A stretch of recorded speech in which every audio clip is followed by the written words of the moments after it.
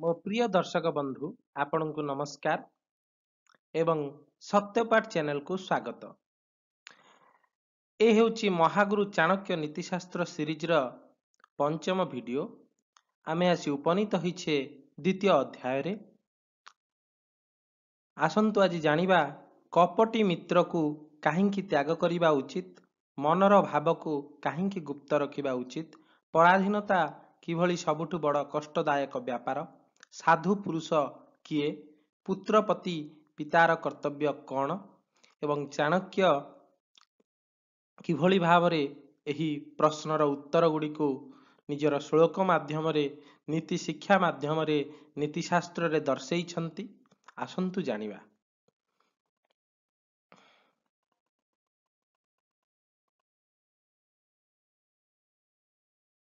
न विश्वे कुमित्रे च मित्रे चापि न विश्वेशत कदाचित कुत्पितं मित्रम सर्वम गुह्यम प्रकाशयेत।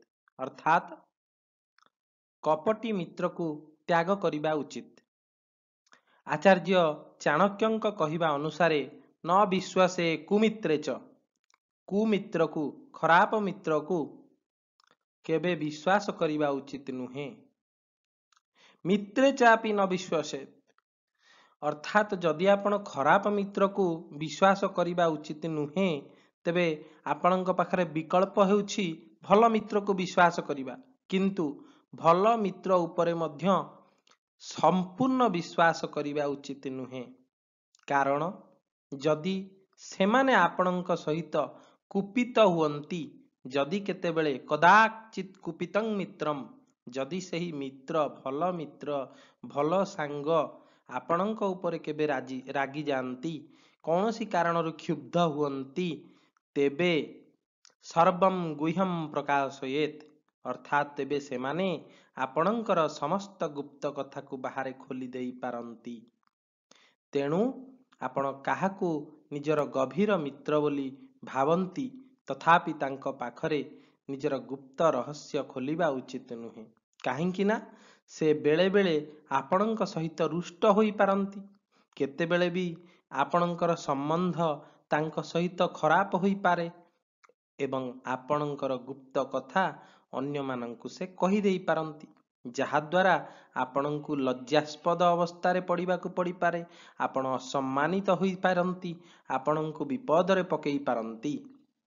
ତେଣୁ ସେମାନେ ଆପଣଙ୍କର ଗୁପ୍ତ ରହସ୍ୟକୁ ଜାଣି ନିଜ ସ୍ୱାର୍ଥ ପାଇଁ ମଧ୍ୟ ଆପଣଙ୍କୁ ଭୟଭୀତ କରି ଅନୁଚିତ କାର୍ଯ୍ୟ କରିବା ପାଇଁ ବାଧ୍ୟ କରିପାରନ୍ତି। ସେଥିପାଇଁ ଆଚାର୍ଯ୍ୟ ଚାଣକ୍ୟଙ୍କ ମତ ଅନୁଯାୟୀ ଅନେକ କଥା ଗୁପ୍ତ ରଖିବା ନିହାତି ଆବଶ୍ୟକ। ନ ବିଶ୍ୱାସ କୁମିତ୍ରେ ଚ ମିତ୍ରେ ଚାପି ନ ବିଶ୍ୱାସେତ୍ କଦାଚିତ୍ କୁପିତଂ ମିତ୍ରମ୍ ସର୍ବମ୍ ଗୁହ୍ୟମ୍ ପ୍ରକାଶୟେତ୍। ତେଣୁ କପଟି ମିତ୍ରକୁ ତ ତ୍ୟାଗ କରିବେ, କିନ୍ତୁ ଭଲ ମିତ୍ରଙ୍କ ସହିତ ମଧ୍ୟ ନିଜର ଗୁପ୍ତ କଥାକୁ କେବେ ପ୍ରକାଶ କରିବେ ନାହିଁ, ଯାହାଦ୍ୱାରା ଆପଣ ଭବିଷ୍ୟତରେ ଅସମ୍ମାନିତ ହୋଇପାରନ୍ତି, ଭବିଷ୍ୟତରେ ବିପଦରେ ପଡ଼ିପାରନ୍ତି।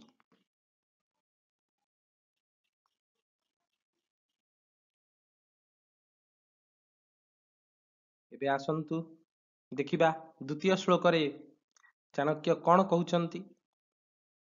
ମନସା ଚିନ୍ତିତଂ କାର୍ଯ୍ୟଂ ବାଚା ନୈବ ପ୍ରକାଶୟେତ୍ ମନ୍ତ୍ରେଣ ରକ୍ଷେତ୍ ଗୁଢ଼ଂ କାର୍ଯ୍ୟେ ଚାପି ନିୟୋଜୟେତ୍। ଅର୍ଥାତ୍ ମନର ଭାବକୁ ଗୁପ୍ତ ରଖିବା ଉଚିତ। କାରଣ ଆଚାର୍ଯ୍ୟ ଚାଣକ୍ୟଙ୍କ କହିବା ଅନୁସାରେ ମନରେ ଯେଉଁ କାର୍ଯ୍ୟ ଆପଣ ବିଚାର କରିଛନ୍ତି, ଆପଣ ଯାହା କରିବା ପାଇଁ ଭାବନା ରଖିଛନ୍ତି, ଦୃଢ଼ ସଂକଳ୍ପ କରିଛନ୍ତି, ତାହା କେବେ ବି ମୁହଁରେ ଆଣିବା ଉଚିତ ନୁହେଁ, ଆପଣ କାହା ଆଗରେ ପ୍ରକାଶ କରିବା ଉଚିତ ନୁହେଁ, ଯେଉଁ ପର୍ଯ୍ୟନ୍ତ ସେ କାର୍ଯ୍ୟଟି ସଫଳ ନ ହୋଇଛି। କାର୍ଯ୍ୟଟି ସଫଳ ହେଲେ ସେମାନେ ଆପେ ଆପେ ଜାଣିଯିବେ ସମସ୍ତେ। ସେଥିପାଇଁ ସେହି ପର୍ଯ୍ୟନ୍ତ ତାକୁ ଗୁପ୍ତ ରଖି ସାବଧାନ ଭାବରେ କାର୍ଯ୍ୟରେ ନିୟୋଜିତ ହେବା ଉଚିତ, କାର୍ଯ୍ୟକୁ ସଫଳ କରିବାରେ ନିୟୋଜିତ ହେବା ଉଚିତ। କାରଣ ମନସା ଚିନ୍ତିତଂ କାର୍ଯ୍ୟ ବାଚା ନୈବ ପ୍ରକାଶୟେତ୍। ମନସା, ମନରେ ଚିନ୍ତିତ କାର୍ଯ୍ୟଂ ବାଚା ନୈବ ପ୍ରକାଶୟେତ୍, କେବେ ବି ଆଗରୁ ପ୍ରକାଶ କରିବା ଉଚିତ ନୁହେଁ। ମନ ମଧ୍ୟରେ ଯେଉଁ କାର୍ଯ୍ୟ କରିବାକୁ ଚିନ୍ତା କରିଛନ୍ତି, ତାହା କାହାକୁ ବି କହିବା ଉଚିତ ନୁହେଁ। ତାହାକୁ ଗୁପ୍ତ ରଖିବା ସର୍ବଦା ଆବଶ୍ୟକ। କାରଣ ଯଥା ମୂଲ୍ୟବାନ ବସ୍ତୁ ଭଳି ଲୁଚାଇ ରଖିବା ଉଚିତ। ଆପଣଙ୍କ ମନରେ କୌଣସି ମାନସିକ ଅଛି, କୌଣସି କାର୍ଯ୍ୟ କରିବାର ଅଭିଳାଷା ଅଛି, କୌଣସି ଗାଡ଼ିଟିଏ କିଣିବାର ଅଛି, ଆପଣଙ୍କୁ ଜୀବନରେ କିଛି କରିବାର ଅଛି, ଘରଟିଏ କରିବାର ଅଛି, ଜାଗାଟିଏ କିଣିବାର ଅଛି, ଆପଣ ଚୁପଚାପ ଭାବରେ ତାକୁ ସଫଳ ରୂପାୟନ କରନ୍ତୁ। ଆପଣ ଯଦି ତାକୁ ବାହାରେ ପରିପ୍ରକାଶ କରନ୍ତି, ଆପଣଙ୍କର ଶତ୍ରୁ ବୃଦ୍ଧି ହୋଇପାରନ୍ତି। ମନ୍ତ୍ରେଣ ରକ୍ଷେତ୍ ଦୃଢ଼ଂ କାର୍ଯ୍ୟ ଚାପି ନିଯେତ୍। କାରଣ କାର୍ଯ୍ୟ ଆରମ୍ଭ କରିବା ପୂର୍ବରୁ ତାହାକୁ ସବୁଠାରେ ପ୍ରଚାର କରିବା ଉଚିତ ନୁହେଁ। ଯଦି ଆପଣ କାହାକୁ କୁହନ୍ତି, ତେବେ କାର୍ଯ୍ୟ ଅସଫଳ ହେଲେ ସେମାନେ ଥଟ୍ଟା କରିବେ, ପରିହାସ କରିବେ। କେହି ଈର୍ଷାପରାୟଣ ହୋଇ ସେହି କାମଟିକୁ ମଧ୍ୟ ଅଟକାଇ ଦେଇପାରନ୍ତି। ତେଣୁ ଚୁପଚାପ ଭାବରେ କାର୍ଯ୍ୟ କଲେ ନିଶ୍ଚିତ ସଫଳତାର ସମ୍ଭାବନା ବଢ଼ିଯାଏ ବୋଲି ଚାଣକ୍ୟ ଆମକୁ ତାଙ୍କ ନୀତି ଶ୍ଲୋକ ମାଧ୍ୟମରେ ଦର୍ଶାଇ ଦେଇଛନ୍ତି। ତେଣୁ ଦର୍ଶକ ବନ୍ଧୁ, ଏହି ନୀତି ଶ୍ଲୋକ ଗୁଡ଼ିକୁ ଭିଡ଼ିଓରେ ଦେଖିବା ସହିତ ଶୁଣିବା ସହିତ କାର୍ଯ୍ୟରେ ଲଗେଇଲେ ନିଶ୍ଚିତ ଭାବରେ ଆପଣ ନିଜ ଜୀବନରେ ଆଗକୁ ବଢ଼ିପାରିବେ, ଉନ୍ନତି କରିପାରିବେ। ତେଣୁ ଆସନ୍ତୁ ଦେଖିବା ଆଉ ଗୋଟିଏ ଶ୍ଲୋକରେ ଚାଣକ୍ୟ କ'ଣ କହୁଛନ୍ତି।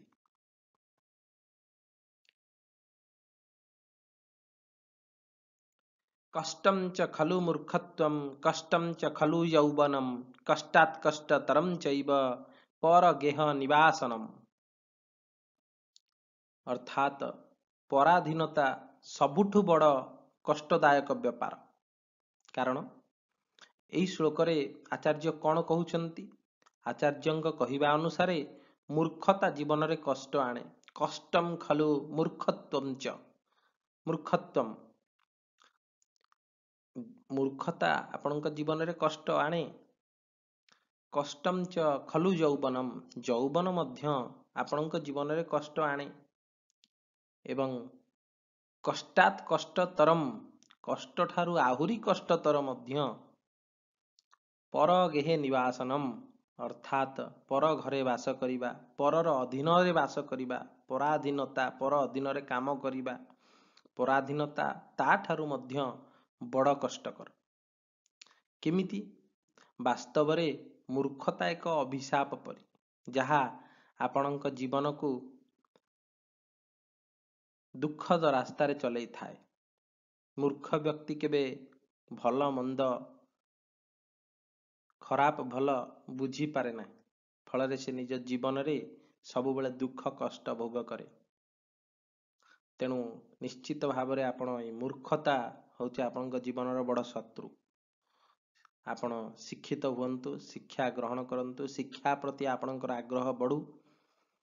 କିଛି ନ କରିପାରିଲେ ମଧ୍ୟ ଆପଣ ଶିକ୍ଷା ଦ୍ୱାରା ନିଜ ଜୀବନକୁ ସୁସଂଗଠିତ କରିପାରିବେ। ଜନମାନସରେ ଆପଣଙ୍କୁ ପ୍ରଶଂସିତ ହୋଇପାରିବେ। ତେଣୁ ଶିକ୍ଷା, କହନ୍ତି ବିଦ୍ୟା ହେଉଛି ମହାଧନ। ତେଣୁ ବାଳକେ କର ଉପାର୍ଜନ।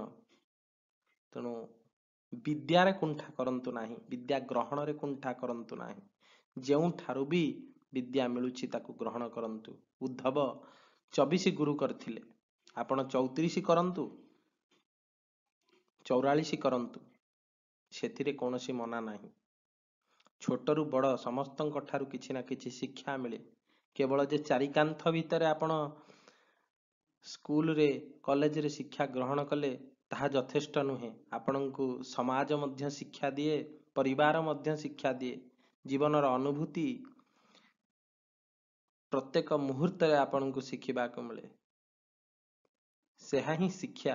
Education is the modification of behaviour. ସକାରାତ୍ମକ ବ୍ୟବହାରର ପରିବର୍ତ୍ତନକୁ ଶିକ୍ଷା କୁହାଯାଏ। ଆପଣ ଯଦି ଚୋରି କରିବେ ସେଇଟା ଶିକ୍ଷା ନୁହେଁ। ଆପଣ ଯଦି ନକାରାତ୍ମକ କାର୍ଯ୍ୟ କରିବେ, ଆପଣ ଯଦି କାହାକୁ କଷ୍ଟ ପହଞ୍ଚାଇବା ପାଇଁ କୌଣସି ଶିକ୍ଷା ଲାଭ କରିବେ, ତାହା ଶିକ୍ଷା ନୁହେଁ। ସେହିପରି ଏବେ ଆସନ୍ତୁ ଶ୍ଲୋକକୁ ଯିବା, ନୀତି ଶିକ୍ଷାକୁ ଯିବା। ତ ମୂର୍ଖତା ଜୀବନରେ କଷ୍ଟ ଆଣେ।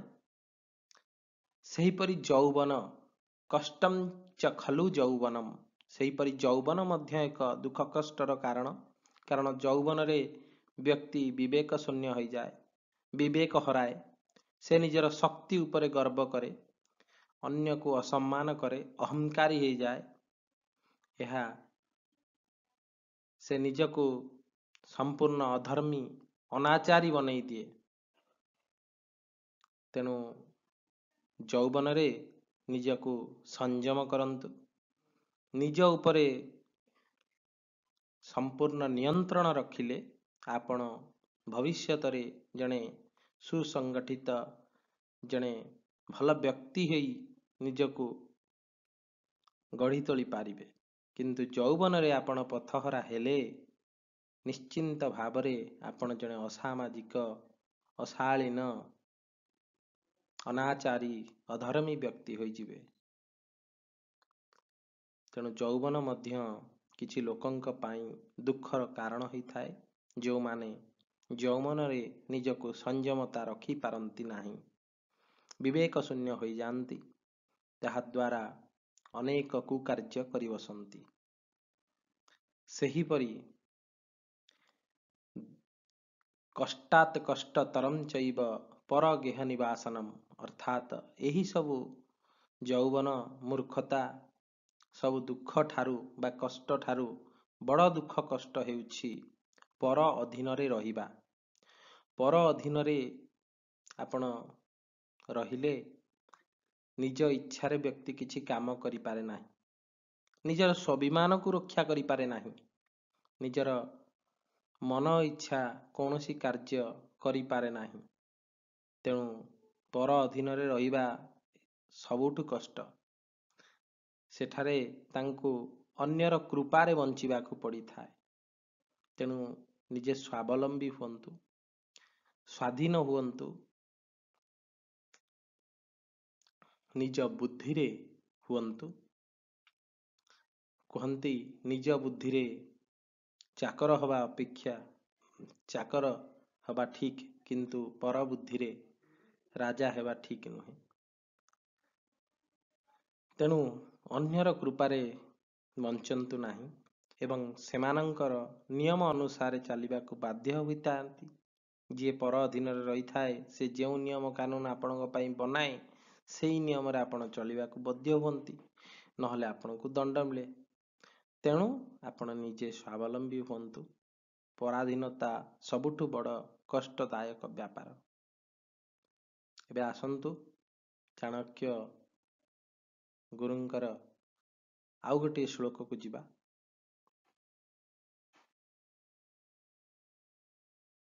ଶୈଲ୍ୟେ ଶୈଲ୍ୟେ ଚ ମାଣିକ୍ୟମ୍ ମୌକ୍ତିକଂ ନ ଗଜେ ଗଜେ ସାଧବୋ ନ ହି ସର୍ବତ୍ର ଚନ୍ଦନମ୍ ନ ବନେ ବନେ। ଆଚାର୍ଯ୍ୟ ଚାଣକ୍ୟଙ୍କ କହିବା ଅନୁସାରେ ଯେପରି ସମସ୍ତ ପାହାଡ଼ ମଧ୍ୟରେ ଶଲ୍ୟେ ଶଲ୍ୟେ ଚ ମାଣକମ୍ ମୌକ୍ତିକମ୍ ନ ଗଜେ ଗଜେ, ଯେପରି ସମସ୍ତ ପାହାଡ଼ ମଧ୍ୟରେ ମଣି ଓ ମାଣିକ୍ୟ ନଥାଏ, ମୂଲ୍ୟବାନ ପଥର ନଥାଏ, ଏବଂ ଯେପରି ସମସ୍ତ ହାତୀର ମଥାରେ ଗଜମୁକ୍ତା ବା ମୁକ୍ତା ନଥାଏ, ମଣି ନଥାଏ, ସେହିପରି ବିଶ୍ୱରେ ଲୋକ ଅନେକ ଅଛନ୍ତି, ମାନବ ଅନେକ ଅଛନ୍ତି, ମନୁଷ୍ୟ ଅନେକ ଅଛନ୍ତି, କିନ୍ତୁ ସେହି ଲୋକମାନଙ୍କ ମଧ୍ୟରେ ସବୁ ଲୋକ ସାଧୁ ନୁହନ୍ତି ବା ସାଧୁତା ସବୁ ଲୋକଙ୍କ ଠାରେ ମିଳେ ନାହିଁ।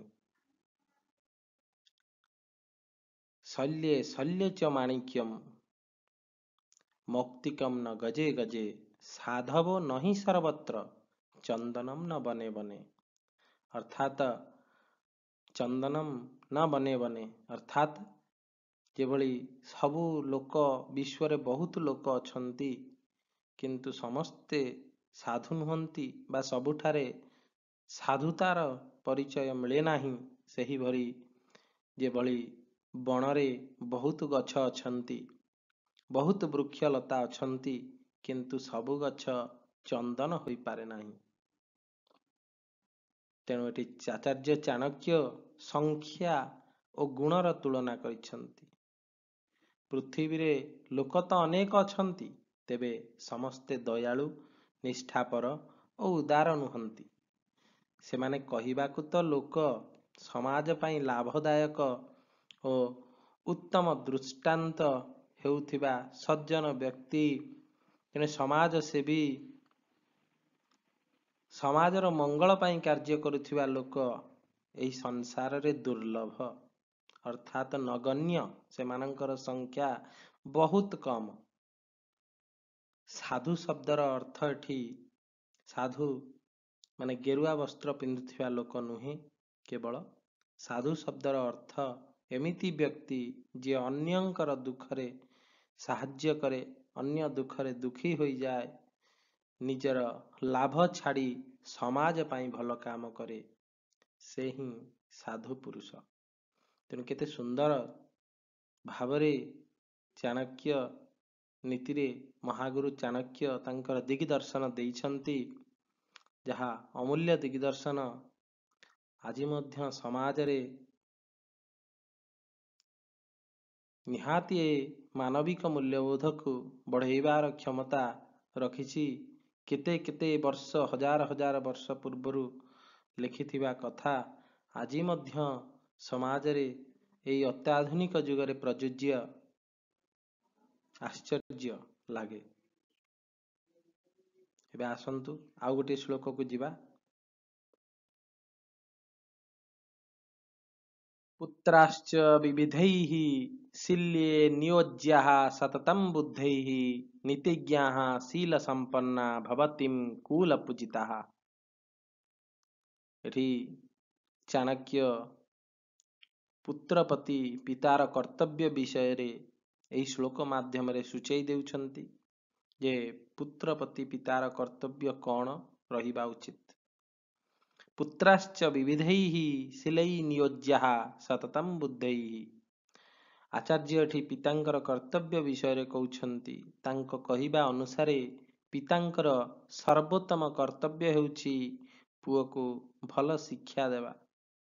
ଏହା କେବଳ ବିଦ୍ୟାଳୟ ଶିକ୍ଷା ନୁହେଁ, ବରଂ ଆଚରଣ, ନୀତି, ଶୀଳ ଓ ବ୍ୟବହାରର ଶିକ୍ଷା ମଧ୍ୟ। ଯେପରି ନୀତି ଓ ଶୀଳ ବା ବ୍ୟବହାରରେ ସମ୍ପନ୍ନ ଯୁବକମାନେ ନିଜ ପରିବାର, କୁଳ ଓ ଦେଶର ଗର୍ବ ହୁଅନ୍ତି, ସେହିପରି ପିତା ଓ ସମାଜର କର୍ତ୍ତବ୍ୟ ହେଉଛି ଯୁବପିଢ଼ିମାନଙ୍କୁ ଏମିତି ଦିଗରେ ନେଇଯିବା ଯାହାଦ୍ୱାରା ସେମାନେ ଦେଶକୁ ଗର୍ବିତ କରିବେ, ଏମିତି ଶିକ୍ଷା ଦେବା ଯାହାଦ୍ୱାରା ସେମାନେ ନୀତିସମ୍ପନ୍ନ ହେବେ, କୁଳର ଗର୍ବ ଗୌରବ ହେବେ, ଦେଶକୁ ଧନ୍ୟ କରିବେ। ତେଣୁ ପିତାର କର୍ତ୍ତବ୍ୟ ହେଉଛି ପୁଅକୁ ଭଲ ଶିକ୍ଷା ଦେବା, ବ୍ୟବହାର ଶିଖେଇବା, ଆଚରଣ ଶିଖେଇବା। ତେଣୁ ଗୁଣବାନ ପୁଅ ବନେଇବା ପିତାଙ୍କର କର୍ତ୍ତବ୍ୟ। ନୀତି ଦ୍ୱାରା ସମ୍ପନ୍ନ ବ୍ୟକ୍ତି ନିଜ ଘର ଓ କୁଳକୁ ସମ୍ମାନ ଦିଏ। ତେଣୁ ଏହି ଶିକ୍ଷା ସମସ୍ତ ପିତାମାତାମାନଙ୍କ ପାଇଁ ଏକ ଦୃଷ୍ଟାନ୍ତ, ଯେଉଁଥିରେ ସଂସ୍କାର ଓ ମୂଲ୍ୟବୋଧର ଅଭ୍ୟାସ ଦ୍ୱାରା ସୁସଂସ୍କୃତ ପିଢ଼ି ତିଆରି ହୁଏ। ନୀତିଜ୍ଞାଃ ଶୀଲସମ୍ପନ୍ନା ଭବତି କୁଲପୂଜିତାଃ।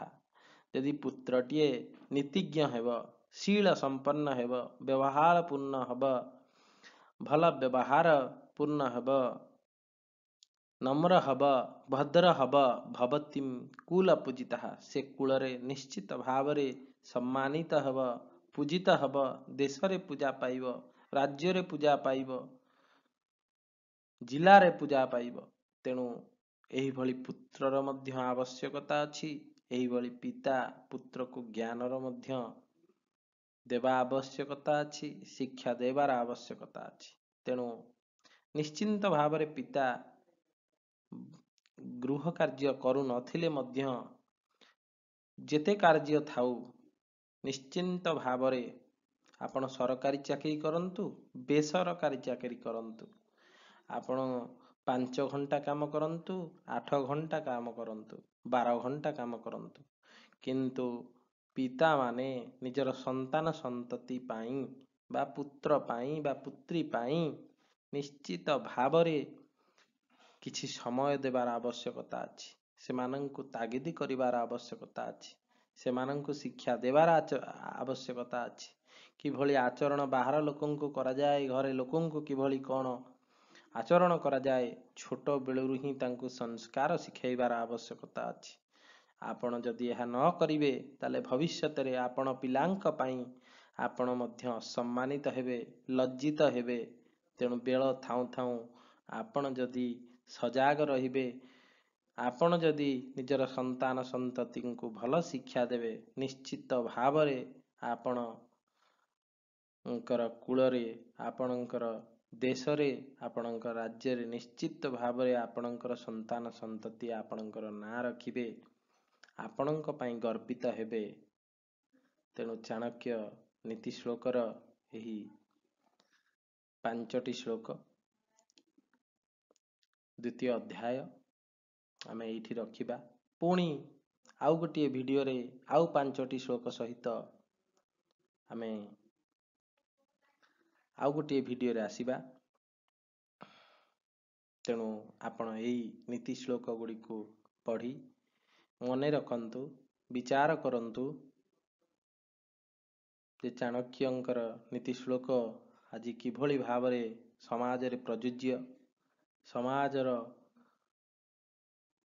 ପଥଭ୍ରଷ୍ଟ ନାଗରିକମାନଙ୍କ ପାଇଁ ନୀତି ଶ୍ଲୋକଟି ଗୋଟେ ବରଦାନ ସଦୃଶ। ତେଣୁ ଆମେ ବେଳହୁଁ ସାବଧାନ ହେବା, ସମାଜକୁ ନୈତିକ ମୂଲ୍ୟବୋଧ ଦେବା, ସମାଜକୁ ବିପଥଗାମୀ ନକରି ସମାଜକୁ ମୂଲ୍ୟବୋଧରେ ଭରିଦେବା, ଯାହାଦ୍ୱାରା ସମାଜ ଆହୁରି ଉନ୍ନତି କରିବ। ତେଣୁ ନମସ୍କାର।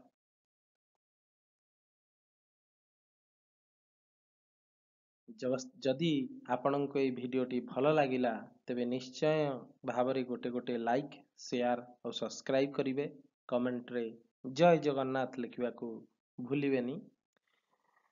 ଦର୍ଶକ ବନ୍ଧୁ, ସର୍ବେ ଭବନ୍ତୁ ସୁଖିନଃ, ସମସ୍ତେ ସୁଖରେ ରୁହନ୍ତୁ। ସର୍ବେ ସନ୍ତୁ ନିରାମୟା, ସର୍ବେ ଭଦ୍ରାଣି ପଶ୍ୟନ୍ତୁ, ମା କଶ୍ଚିତ୍ ଦୁଃଖ ଭାଗ୍ ଭବେତ୍। ସମସ୍ତେ ସୁଖରେ ରୁହନ୍ତୁ, ନିରୋଗରେ ରୁହନ୍ତୁ, ନିରାପଦରେ ରୁହନ୍ତୁ। ମୋର ଏତିକି ମଙ୍ଗଳ କାମନା। ନମସ୍କାର। ଜୟ ଜଗନ୍ନାଥ।